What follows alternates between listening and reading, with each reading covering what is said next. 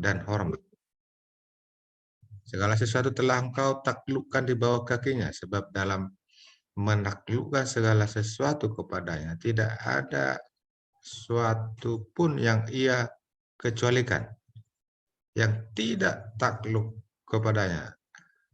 Tetapi sekarang ini belum kita lihat bahwa segala sesuatu telah ditaklukkan kepadanya. Tetapi dia yang untuk waktu yang singkat dibuat sedikit lebih rendah daripada malaikat-malaikat, yaitu Yesus.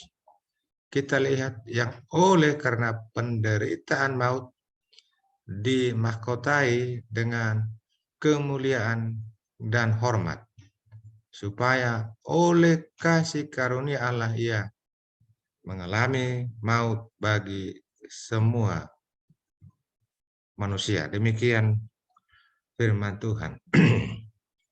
Kita ikuti dari bagian bab 1, karya anugerah Allah. Sopo adalah seorang remaja yang senang naik motor dan trek-trekan di sembarang jalan. Sopo juga suka begadang dan tidak mau belajar, bahkan di sekolah suka bolos. Sopo membuat pusing guru dan orang tuanya. Saat mengendarai motor tidak ada aturan, tidak karuan, dan pernah membuat cedera pengendara motor lain. Suatu malam Sopo mengikuti balapan liar. Ada taruhan besar. Jika menang, yaitu taruhan mobil, menggiurkan. Sopo berusaha untuk menang lomba, namun apa daya motornya malah jatuh, hancur, dan jari kaki Sopo patah. Sopo sempat tidak sadarkan diri berhari-hari. Akhirnya ia sadar setelah 1 minggu. Sopo meraung-raung saat melihat jari kakinya cacat. Dengan pertolongan Tuhan, tenaga medis dipakainya untuk memulihkan Sopo walaupun tetap cacat. Di kemudian hari dia mengikuti ibadah gereja. Khotbah yang didengarkan menyadarkan dia bahwa masih bisa bernapas saja, itu karena kebaikan Tuhan. Dia bertobat dan tidak mau lagi mengulangi kesalahan masa lalunya. Sopo menjadi rajin datang beribadah di gereja, bahkan dia sering mengajak remaja lainnya untuk dekat dengan Tuhan Yesus. Anugerah Tuhan telah diterima Sopo secara pribadi. Dosa-dosa masa lalunya sudah diampuni, dan dia telah menempuh hidup yang baru. Yang dulunya hidup dalam keberdosaan. Dikatakan kamu dahulu sudah mati karena pelanggaran-pelanggaran dan dosa-dosamu. Efesus 2 ayat 1. Dosa dan pelanggaran telah menyebabkan manusia mengalami ketidakutuhan dalam hubungan dengan Allah. Ada perilaku yang dengan sendirinya memisahkan dirinya dari hadapan Tuhan. Tentu hidupnya juga akan jauh dari keinginan Tuhan dan suka berbuat dosa. Maka dia seperti mayat berjalan, masih hidup tetapi tidak memiliki kehidupan surgawi. Sebab tertulis upah dosa adalah maut. Masalahnya sampai dengan saat ini masih banyak orang suka berbuat dosa. Bahkan ada yang terang-terangan pamer atas dosa-dosa yang dilakukannya serta mengunggahnya di media sosial. Tujuannya agar mendapatkan perhatian dari orang lain. Padahal Tuhan tidak suka. Ada kondisi dalam gelimang dosa. Gaya hidup masa kini yang didasarkan pada patokan-patokan dan penilaian-penilaian duniawi. Orang berlomba-lomba untuk memuaskan hasrat kedagingannya. Sepertinya tidak ada yang dapat menghalangi sifat duniawi. Penipuan dan kejahatan semakin marak melalui media sosial. Susah untuk dihilangkan, susah pula untuk melakukan tindakan hukum terhadap pelakunya. Mungkin untuk dunia maya virtual saat ini, atau ada yang belakangan ini apa namanya kripto, atau ada dunia fisik fisik yang mungkin ke depan akan memerakkan dunia virtual, begitu ya. Artinya seseorang bisa hidup seperti nyata, tetapi dalam alam virtual. Itu sudah dimulai dengan uang apa namanya itu uang mulai dari transfer tidak pakai tunai, kemudian dengan uang yang tidak berwujud gitu ya, itu seperti kripto. Jadi kita bisa beli emas tapi emasnya nggak ada, begitu ya. Yang kedua, diperintah oleh roh-roh jahat penguasa kerajaan angkasa. Dunia maya semakin bahaya karena remaja belakangan ini seperti angin puting beliung dapat memorak-porandakan alam kehidupan kita. Kejahatan dan dosa-dosa semakin cepat menyerang kehidupan manusia. Bahkan dalam hitungan detik, hidup seseorang terganggu, terancam, atau dirugikan oleh pihak lain. Durhaka terhadap Allah. Orang Kristen yang murtad juga semakin banyak. Bahkan ada yang memamerkan dirinya telah meninggalkan Tuhan Yesus. Berita murtad ini sangat cepat menyebar untuk diketahui orang banyak. Hal ini mungkin bisa mempengaruhi orang lain sehingga mengikuti perbuatannya, apalagi jika pelaku seorang aktor, aktris terkenal, begitu ya. Dikuasai hawa nafsu daging, tidak mampu mengendalikan diri atas godaan. Godaan itu ada di seputar hidupnya, ya berada dekat dengan kehidupan manusia. Hawa nafsu digembar-gemborkan, banyak unggahan membangkitkan birahi dan hawa nafsu, banyak pula yang menyukainya dan menyebarkannya kepada orang lain. Yang kelima, selalu ingin memenuhi kehendak dan pikiran manusia lama. Niat dan pikiran bisa membahayakan hidup seseorang. Hal ini sangat beresiko pada niat dan pikiran kita. Kehidupan lama kita dapat kembali merajalela. Apa yang perlu remaja lakukan dalam kehidupan yang sekarang? Setelah hidup baru, remaja harus mengerjakan sesuatu yang berguna untuk kehidupan kekal, bukan untuk kepentingan duniawi.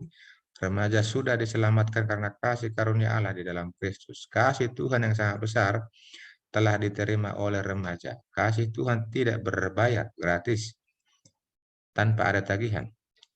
Biasanya barang yang gratis mudah untuk disia-siakan seperti udara dan matahari. Namun, bisakah kalian bayangkan hidup tanpa udara dan matahari? Remaja harus berusaha sekuat tenaga untuk mempersembahkan dirinya kepada Tuhan. Persembahan hidup yang terbaik dari remaja diberikan untuk Tuhan. Perjalanan hidup remaja sudah ada dalam anugerah Allah. Penempuhan hidup yang berdasarkan karya anugerah Allah. Karya Allah telah terbukti di dalam kasih-Nya terhadap remaja. Allah telah mengutus Yesus Kristus untuk datang ke dalam dunia untuk menyelamatkan dirimu. Remaja telah dikaruniakan hidup yang kekal. Sebaiknya remaja hidup seturut dengan kehendak Allah, menjauhkan diri dari kepentingan dunia yang bisa menggoda iman remaja. Pengalaman hidup karena anugerah.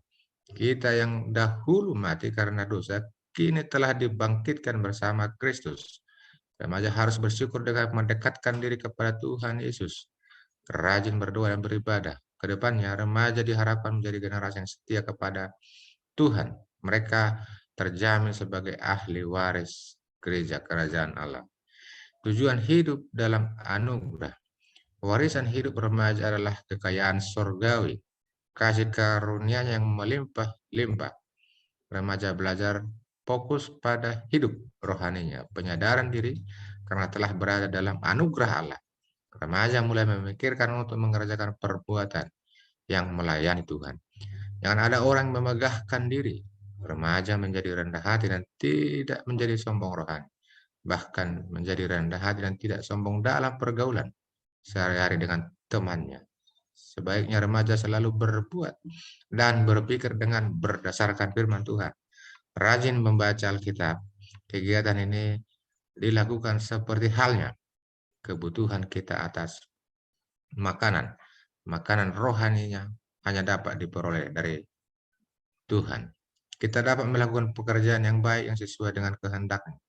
Remaja dapat menyebutkan dirinya telah berusaha setiap hari berbuat baik untuk semua orang, berbuat baik atas karya anugerah yang telah diterima remaja. Hal ini tidak Boleh, karena dorongan untuk dipuji atau kepentingan pribadi atau materi. Tulus ikhlas dalam berbuat baik dan tidak neko-neko. Semua dilakukan remaja untuk kepentingan kerajaan Allah. Poinnya, kita diselamatkan bukan karena berbuat baik, tetapi diselamatkan untuk berbuat baik. Ini yang ditekankan biasanya dalam surat Ibrani oleh penulis Ibrani, bahwa orang-orang Yahudi, orang-orang Israel biasanya menekankan perlakuan atas hukum Taurat, begitu ya. Orang yang diselamatkan adalah orang yang melakukan hukum Taurat secara murni, pure. Jadi bukan karena anugerah. Jadi melakukan hukum-hukum agama Yahudi, maka dia selamat. Tapi kita berani mengingatkan, bukan anugerah telah kita terima, dan itulah yang menjadi keselamatan kita di dalam Kristus Yesus yang telah datang ke dunia ini, yang telah mati di kayu salib dan dibangkitkan dari antara orang mati.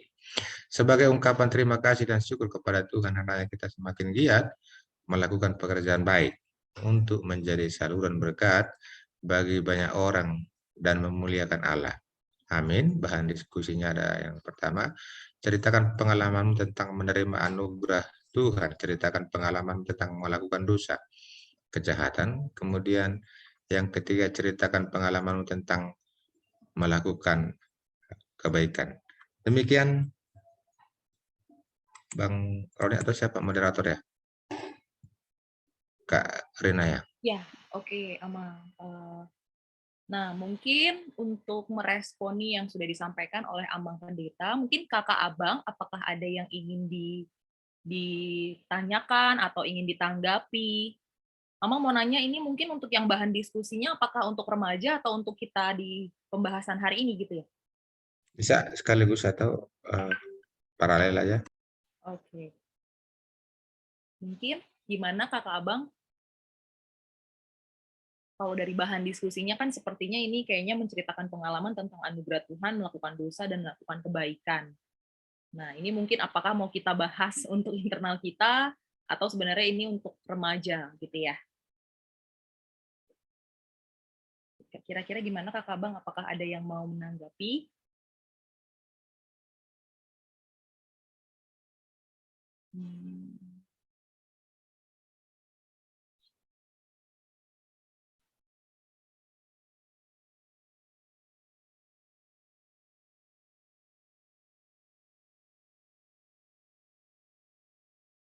Bagaimana Kakak Bang? Aku mau nanya dong. Silakan Kak Bet. Oke. Amang Robert, saya mau nanya, untuk yang studi kasus itu kan menceritakan tentang Sopo, seorang remaja yang senang naik motor. Nah, permasalahannya kan saat ini remaja ini apabila menyukai sesuatu itu akan sulit untuk melepas. Apalagi kayak contohnya anak-anak sekarang kan nge-tren nih trek-trekan motor gitu ya, Amang ya.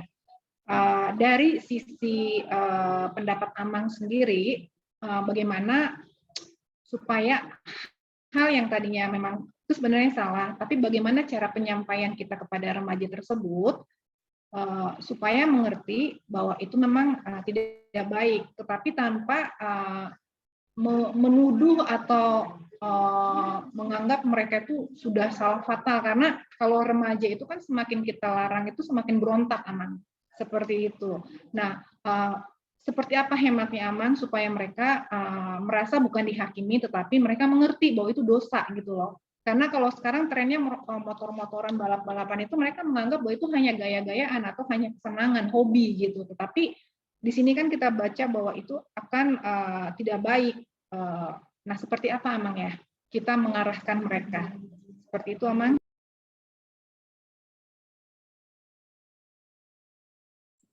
Oke. Mungkin mau langsung ditanggapi Amang atau mau dirangkum dulu dua penanya? Ya, bisa mungkin dua lagi atau Bang Roni. Oke, silahkan. Mungkin Kakak Abang, Bang Roni mungkin? Ini Amang, jadi kan ini tentang karya anugerah Allah, yang dimana kita bisa menyampaikan kepada mereka dari pengalaman sopo itu. Bagaimana karya Allah itu bekerja dalam kehidupannya itu, seharusnya remaja itu harus bagaimana, karena gaya seperti yang kayak sambung dari punya Kak Betty tadi, gaya remaja yang Kristen itu yang harus kita sampaikan bagaimana. Nah, jadi harus kita pada karya anugerah Allah yang bagaimana yang Tuhan tuntut dalam seorang remaja Kristen. Itu Amang dari saya, Mulate. Oke, ada lagi kakak abang mungkin yang mau menanggapi atau mau bertanya juga boleh.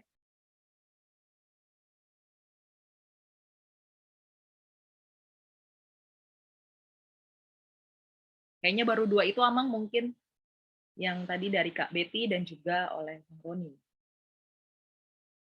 Mungkin langsung dijawab sama Amang dulu kali ya. Oke, makasih Kak Rina. Ada pertanyaan dari Kak Betty begitu ya. Biasanya kalau dituduh memang anak-anak remaja agak susah, repot ya. Contohnya, kamu ambil uang bapak ya? Langsung kita aja diserang balik begitu ya.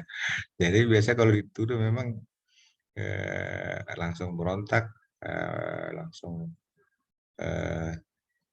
lawan, dan itu sudah temperamen anak-anak yang sedang mengarah berubah dari remaja menjadi sekolah minggu remaja, fase ke Naposo Bulung yang lebih matang begitu ya.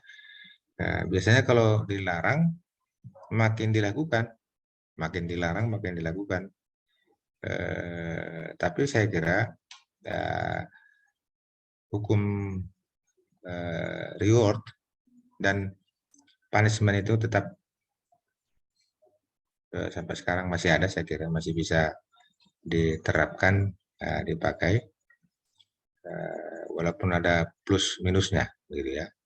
Artinya orang tua bisa diarahkan untuk kalau dia berbuat sesuatu yang berguna, yang baik bagi dirinya, bagi keluarga, ya mungkin dikasih penghargaan, reward, atau dikasih hadiah begitu ya. Ada hadiah kalau ada balapan, atau mungkin tapi saya bukan arahkan seperti itu ya, di Mandalika namanya, Mandalika bukan ya? Mandalika, atau kita bawa nonton ke sana, mungkin agak mahal ya. Kita bawa nonton ke sana.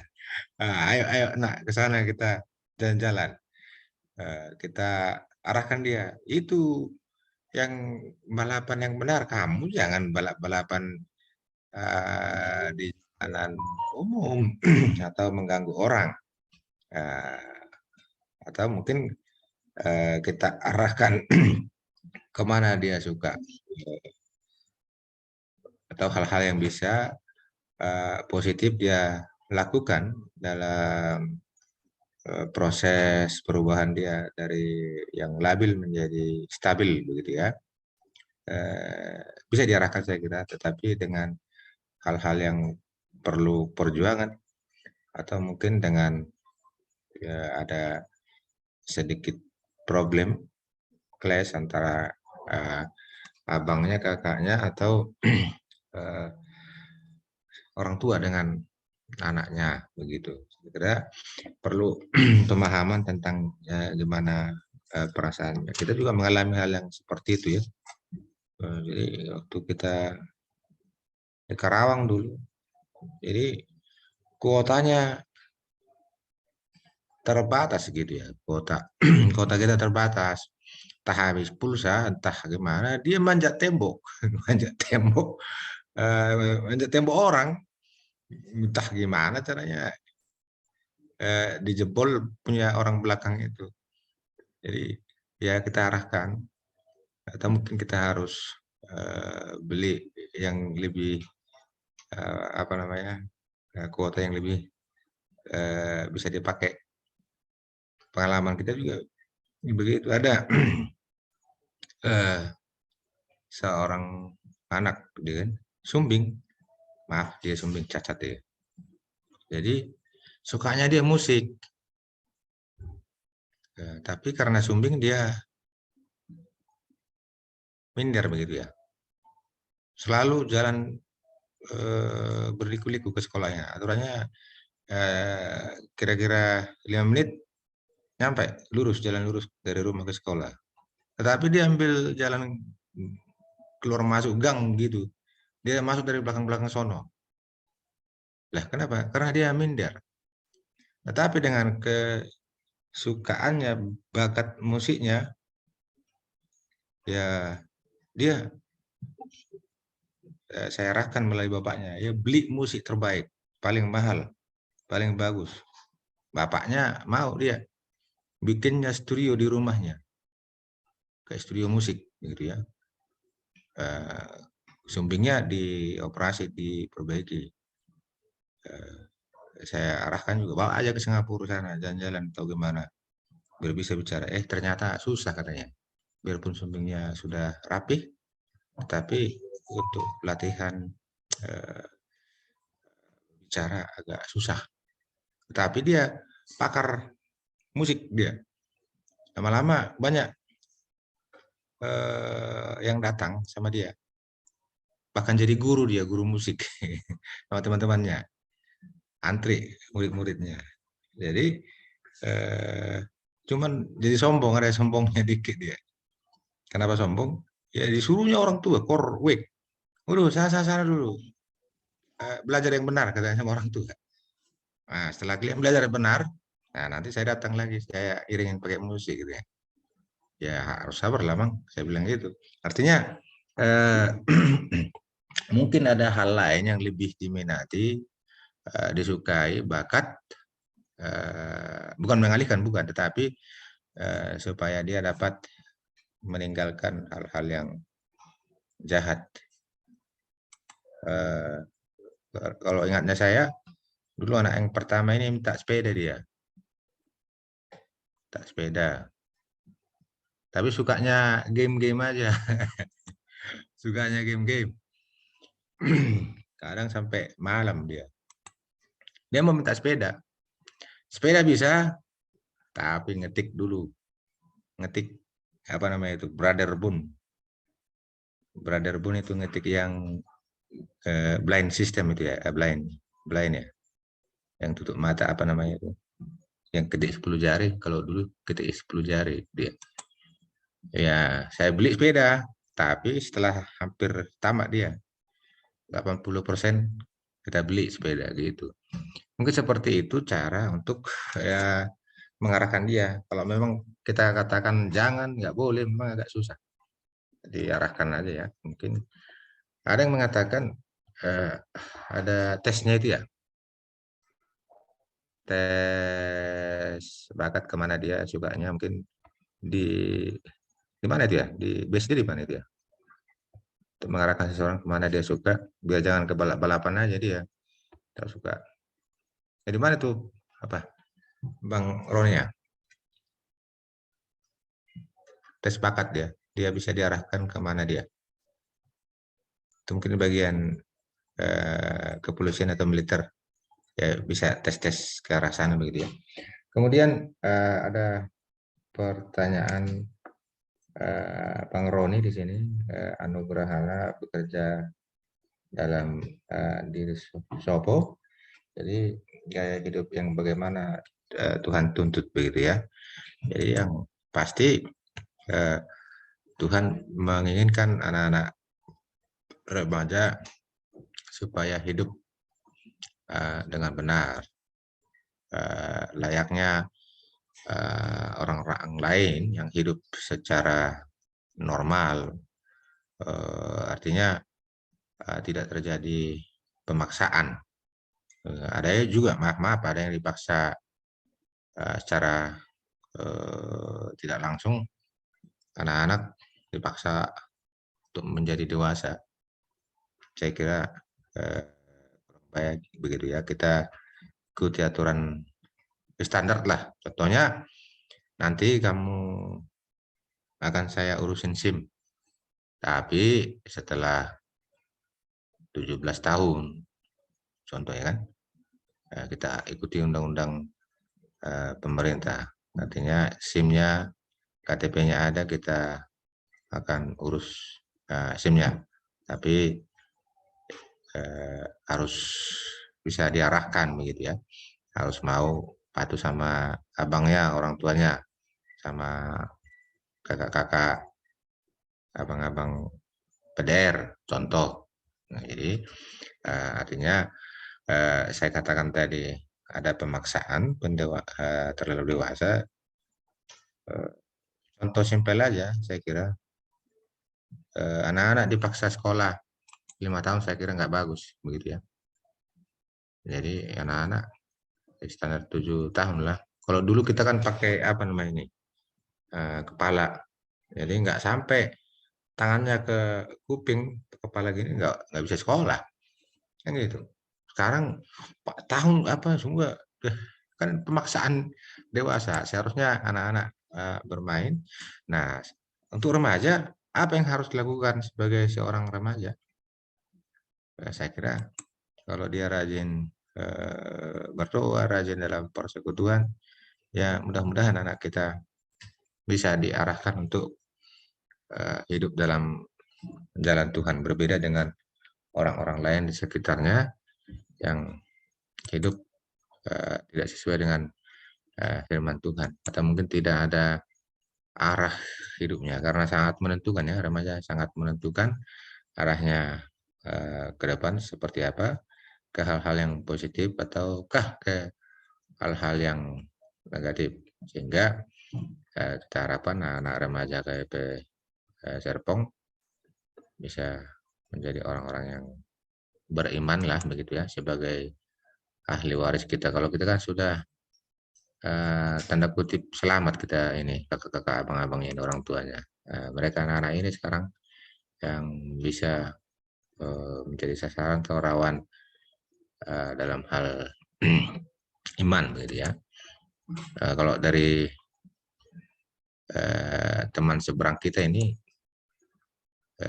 bisa dipakai, tanda kutip dipakai untuk hidup atau mengikuti gerakan-gerakan yang radikal begitu ya. Untuk bom bunuh diri itu dimulai dari remaja begitu ya. Remaja bisa cepatlah diarahkan, apalagi kalau ada idolanya di sana begitu ya. Demikian Rena. Oke, gimana Kak Betty dan Bang Roni, terjawab kira-kira yang disampaikan oleh Abang Pendeta? Aku udah, Kak. Atau ada mau tambahan lagi kira-kira Bang Roni atau Kak Betty?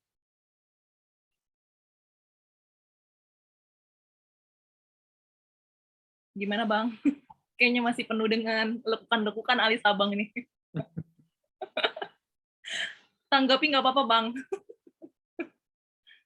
Ya namanya istilahnya kan mereka harus bisa menyadari karya Allah itu begitu besar mereka, karena mereka bukan ciptaan yang baru. Di sini ada diceritakan bahwa yang dilakukan oleh si Sopo itu merupakan manusia lama, istilahnya yang mengikuti duniawi, dan mereka di remaja ini istilahnya belajar untuk berubah jadi manusia baru. Karena manusia baru itu kita terus dibarui ke setiap harinya. Jadi mungkin itu yang mungkin ditambahin dari Amang tadi, ya mereka harus menyadari itu harus perlu menyadari dari usia dini ini mereka belajar bahwa mereka hidup bukan untuk yang namanya tadi krek-krekan itu. Oke, kalau misalnya benar seperti Amang tadi itu diarah ke bawah ke Mandalika atau apa, tapi ada ajangnya, bukan di arena jalan raya atau umum yang membahayakan orang lain. Dan zamannya mereka sekarang belum bisa untuk menggunakan kendaraan tanpa ada SIM sebelum umur mereka 17. Mungkin yang di situ mungkin kita bisa arahkan kepada remaja bahwa mereka ada batas umurnya, belum waktunya mereka mengadakan trek-trekan yang dilakukan oleh Sopo. Itu mungkin yang aku bisa tambahin, Kak Rin. Oke, thank you Bang Roni. Kakak abang yang lain mungkin, kakak-kakak deh ya, kakak-kakak yang lain mungkin, atau Bang Willy mungkin mau nanya juga boleh, atau mau menanggapi gitu ya, juga boleh. Adakah? Kak Mel, mungkin nih Kak Mel kayak serius sekali nih kayaknya. Kak Mel ada yang mau ditanya nggak Kak? Kak Ishi, Kak Isa, Kak Palen? Kak Palen kayak serius banget kayaknya nih. Adakah Kak Join, Bang Willy juga mungkin ya? Mungkin dari aku dulu kali ya, Amang ya. Tadi aku sempat kepikiran, sebenarnya kan kita juga membahas tentang keselamatan ya. Maksudnya poin tentang kasih anugerah itu kan sebenarnya akan lebih apa ya, lebih luas kita sampaikan ketika anak-anak ini sudah paham tentang konsep keselamatan. Dan itu kan sebenarnya sudah kita bawakan juga Amang dalam buku KTB kita, gitu ya. Nah, mungkin pertanyaan aku yang pertama adalah bagaimana dengan anak-anak yang mungkin mereka masih belum sadar tentang keselamatan itu, gitu ya, Amang. Maksudnya bagaimana kira-kira mungkin ini menanyakan saran dari Amang bagaimana kami gitu atau saya gitu ya untuk mengingatkan remaja bahwa penting untuk mereka menyadari dosa, kemudian mereka juga harus meninggalkan itu, bertobat, akhirnya memahami konsep keselamatan dan konsep kasih anugerah Allah kayak gitu. Maksudnya lebih ke tindakan konkretnya itu seperti apa sih Amang yang harus kami lakukan untuk membantu anak-anak remaja yang mungkin masih belum menyadari poin keselamatan atau kasih anugerah. Kemudian yang kedua, mungkin sebenarnya lebih ke sikap kali ya. Bisa nggak ya Amang maksudnya kayak membuat perbandingan gitu ya? Apakah baik gitu kalau misalnya kita membuat perbandingan antara anak-anak yang memang sudah hidup di dalam keselamatan dengan anak-anak yang tidak hidup dalam keselamatan mungkin sehingga tidak tahu dan tidak paham tentang konsep anugerah Allah. Karena seperti aku cukup tertarik dengan tadi yang Amang sampaikan bahwa kadang-kadang anugerah Allah itu karena gratis, karena cuma-cuma, jadi mungkin remaja jadi kayak menganggapnya itu seperti hal yang biasa gitu ya. Nah, bagaimana kita mengingatkan kembali anak-anak remaja supaya sadar bahwa ya kasih anugerah Allah itu bisa diterima oleh orang-orang yang bahkan mungkin masih dalam keberdosaan gitu loh, Mang. Itu mungkin pertanyaan dari aku sih. Gitu. Udah panjang ya. Kakak abang yang lain mungkin kalau ada silahkan. Kak Isi bisa nambahin Kak Isi? Bang Roni mau menyampaikan sesuatu, Bang? Mungkin Kak Isi dari psikolognya kan bisa melihat dari sisi psikolog ya, dunia remaja yang ini dari sisi soponya mungkin. Iya. Nah, itu sih. Itu yang aku tadi sempat kepikiran itu juga. Oke, kalau yang lain mungkin kakak abang atau langsung dijawab kayaknya gimana Bang? Baiknya.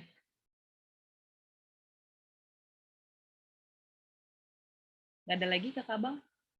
Ada satu orang lagi. Ya, satu orang lagi deh. Mungkin Kak Devi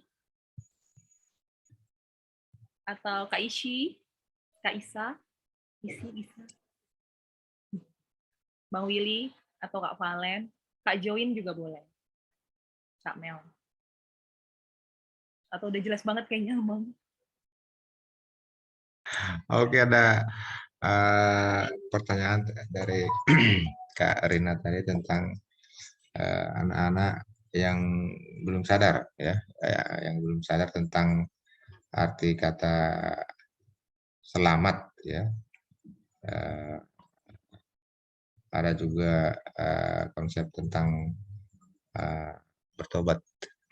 Konkretnya seperti apa ya yang kita dapat lakukan ya, dihubungkan dengan kasih karunia anugerah yang kadang karena gratis cuma-cuma, tidak beli, tidak berbayar, maka kayak angin lalu aja gitu ya.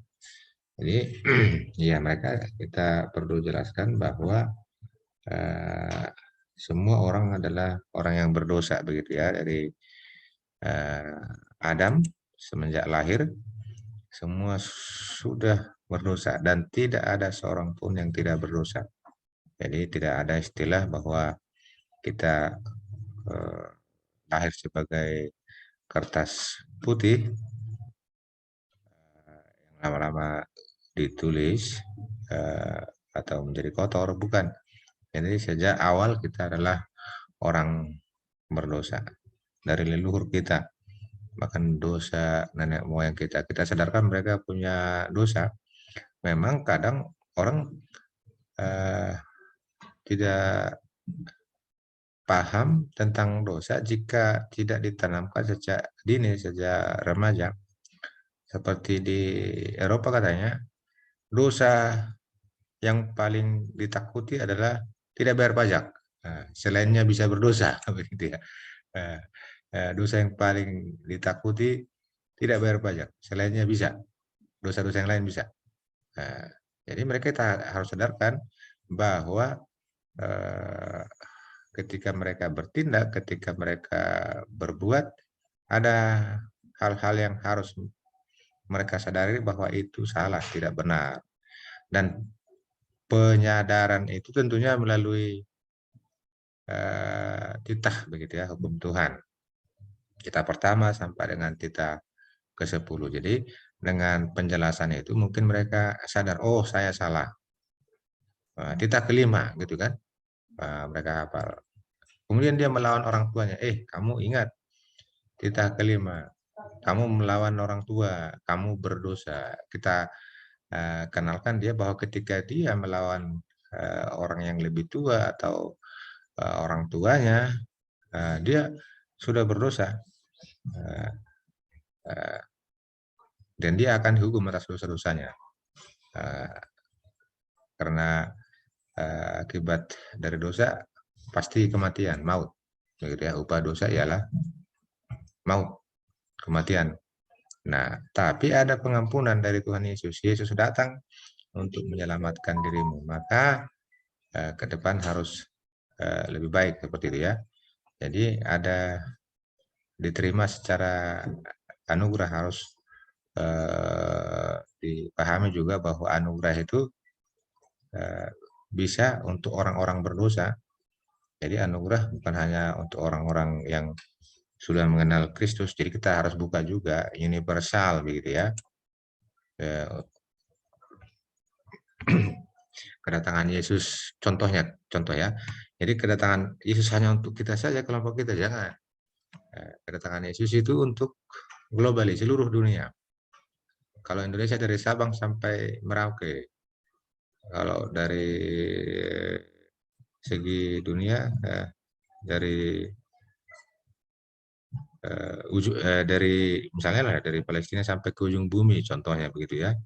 Dari utara sampai selatan, dari timur sampai ke barat, semuanya terbuka untuk mendapatkan, memperoleh kasih karunia Allah. Jadi tidak terbatas untuk yang kulit putih, yang kulit hitam, dan masih ada alamat-alamat yang lain. Artinya orang yang jahat juga boleh dan berhak menerima karya keselamatan anugerah Allah.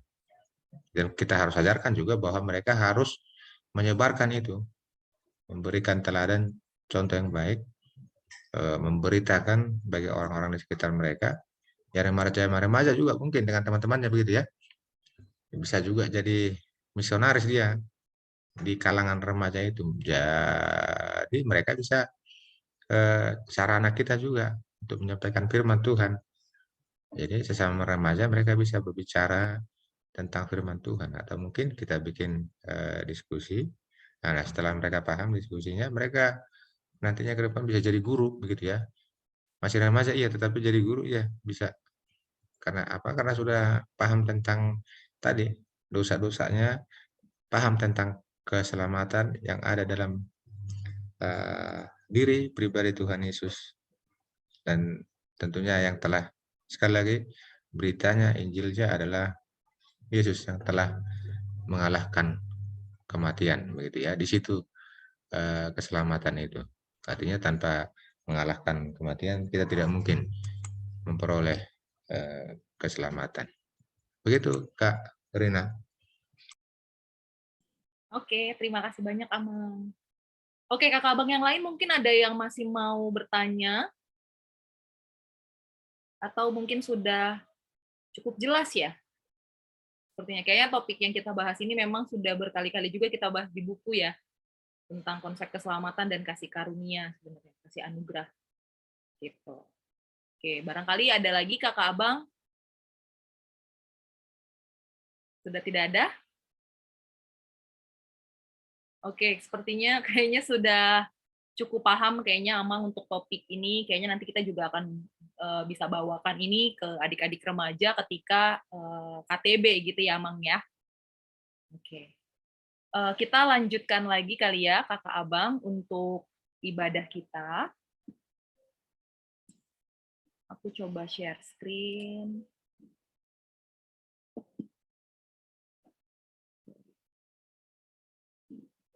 Kelihatan nggak ya?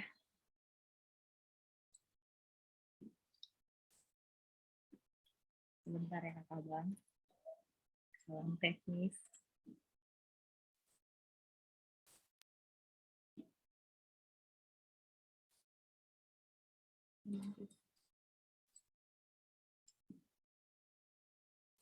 Muncul nih. Sebentar ya kakak abang.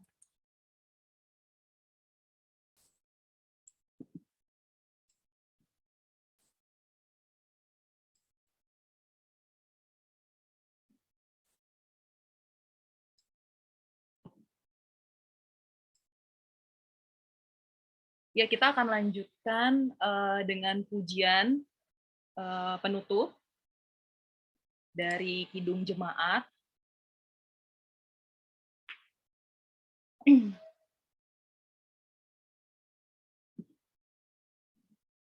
Mungkin kita, buku ND ternyata ya, 753 di Pardalanan Yesus di Jolok.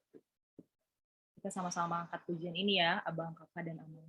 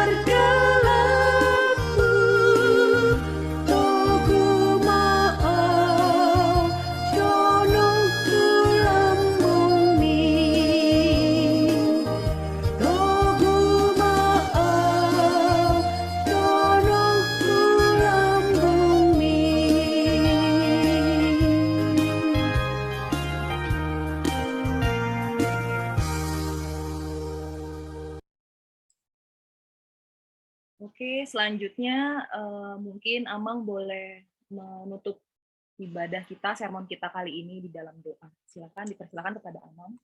Ya, Amang, kita setabi adong menitip doa Amang.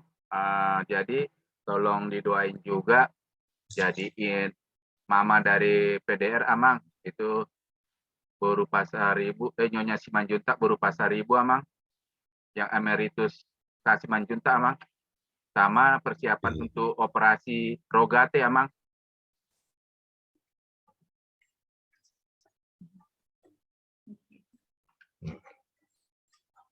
Rogate. Iya. Belum jadi ya di Rogate ya? Lagi besok tadi saya telepon itu lagi observasi untuk besok, tapi untuk tindakan belum tahu Amang katanya. Nggak tahu kalau ada tindakan dari Kak. Iya kan Kak Bet? Tindakannya belum ini ya? Lagi nunggu Bang, tapi udah pasti harus ada operasi. Itu Amang. Belum tahu tindakan kapan, tapi besok sudah masuk rumah sakit kata Kak Tete tadi. Gitu Amang.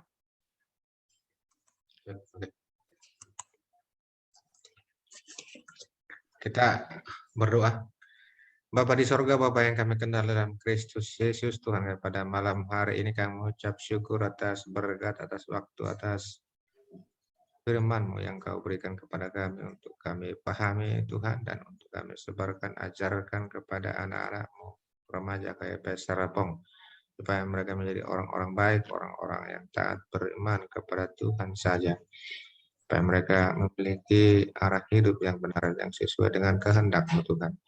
Kau berkati seluruh kakak abang PDR, supaya mereka juga dalam kesehatan untuk mengarahkan, membimbing adik-adik remaja, supaya mereka saling mengasihi satu dengan yang lain. Demikian dengan anggota jemaat-Mu, Tuhan, Inang Sintua Krisman Simanjuntak, Guru Pasaribu, orang tua dari Elena, Tuhan, Kau berkati Inang Sintua Krisman Simanjuntak, Guru Pasaribu, supaya dalam proses pemulihan kesehatannya, penyembuhannya, Tuhan, Kau senantiasa ada bersama dengan Inang Sintua kami. Kemudian dengan Rogate Utahayan juga, yang ke depan akan menjalani operasi dan sedang observasi. Kami akan percaya Engkau berkati segala upaya usaha pengobatan yang akan dia jalani, supaya ke depan dia dapat menerima kesembuhan yang daripada-Mu, Tuhan. Kau jamah tubuhnya, Kau berkati seluruh medis yang menangani, supaya dia dapat kembali bersekutu di tengah-tengah keluarga besar Utahayan, di tengah-tengah gereja Mobile Serapong juga. Dan ke depan mereka senantiasa bersuka cita menikmati kasih karunia-Mu, anugerah-Mu yang luar biasa, Tuhan. Kau berkati juga kakak-kakak, abang-abang pendamping remaja dalam aktivitas pekerjaan mereka, dan mereka dapat menikmati sukacita yang daripada-Mu, Tuhan. Terima kasih Tuhan. Marilah kita sama-sama mengucapkan doa Bapa kami. Bapa kami yang di sorga, dikuduskanlah nama-Mu, datanglah kerajaan-Mu. Jadilah kehendak-Mu di bumi seperti di sorga. Berikanlah kami pada hari ini makanan kami yang secukupnya, dan ampunilah kami akan kesalahan kami, seperti kami juga telah mengampuni orang yang bersalah kepada kami. Dan janganlah membawa kami ke dalam pencobaan, tetapi lepaskanlah kami daripada yang jahat, karena Engkau yang punya kerajaan dan kekuasaan dan kemuliaan sampai selama-lamanya. Amin. Kasih karunia dari Tuhan kita Yesus Kristus, anugerah dari Allah Bapa dan persekutuan dari Roh Kudus kiranya menyertai kita sekalian. Amin. Amin. Amin. Shalom, Horas, kakak abang. Salam Horas Amang, selamat Horas Terima Amang. kasih, Amang. Makasih Amang. Terima kasih, Amang. Tadi lagunya Kak Rina yang terakhir bagus. Lagu 1, 2, 3 gimana caranya?